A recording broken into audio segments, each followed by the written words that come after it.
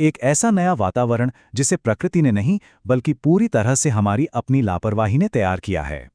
प्रशांत महासागर में तैरते the great Pacific garbage patch की विशालता सचमुच डराने वाली है। हम 16 लाख वर्ग किलोमीटर के क्षेत्र की बात कर रहे हैं, जो कि पूरे भारत के आधे हिस्से के बराबर है। इसमें 1.8 खरब प्लास्टिक के टुकड़े और 80,000 टन से भी ज्यादा कचरा तैर रहा है। 1997 में जब इसकी खोज हुई, तब से लेकर आज तक ये बेकाबू रफ्तार से बढ़ रहा है। समंदर की गोल गोल घूमती धाराएं दुनिया भर का कचरा खींचकर यहां इकट्ठा कर देती हैं। बड़े बड़े सफाई अभियान भी इस विशाल कचरे के पहाड़ के सामने बिल्कुल बेबस नजर आते हैं।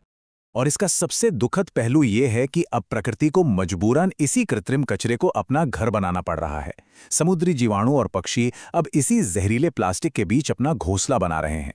समंदर के जीव इस प्लास्टिक को खाना समझकर निगल रहे हैं और धीरे धीरे यही खतरनाक माइक्रोप्लास्टिक वापस उसी खाद्य श्रृंखला के जरिए सीधे इंसानों के शरीर में पहुंच रहा है।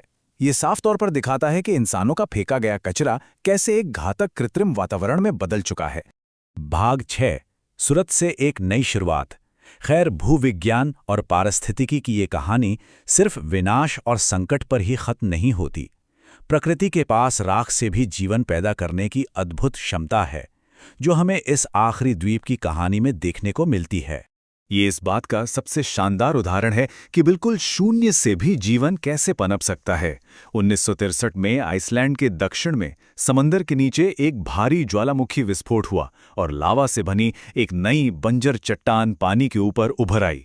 किसी को भी उम्मीद नहीं थी कि वहां कभी कोई जीवन होगा, लेकिन सिर्फ 2 साल बाद 1965 में वहां पहला पौधा नजर आया।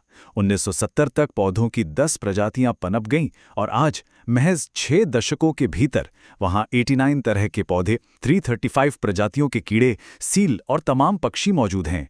एक बेजान ज्वालामुखी चट्टान का इतनी जल्दी एक जीवंत इकोसिस्टम में बदल जाना प्रकृति की ताकत का बेजोड़ नमूना है। लेकिन इस तेजी से पनपते जीवन के साथ ही एक प्राकृतिक घड़ी भी टिक टिक कर रही है। समुद्र की तेज लहरों के लगातार टकराने और भूकटाव के कारण सुरत्से का आकार 2.7 वर्ग किलोमीटर से घटकर अब सिर्फ 1.3 वर्ग किलोमीटर ही रह गया है। विज्ञान की माने तो प्रकृति की बनाई हुई ये एकदम नई और अछूती प्रयोगशाला हमेशा के लिए नहीं है। आशंका है कि अगले 100 सालों के भीतर ही ये पूरी तरह से वापस समुद्र की गहराइयों में समा जाएगी। इस पूरी पड़ताल के अंत में हमारे सामने एक बहुत ही गहरा और बेचैन करने वाला विरोधाभास खड़ा होता है।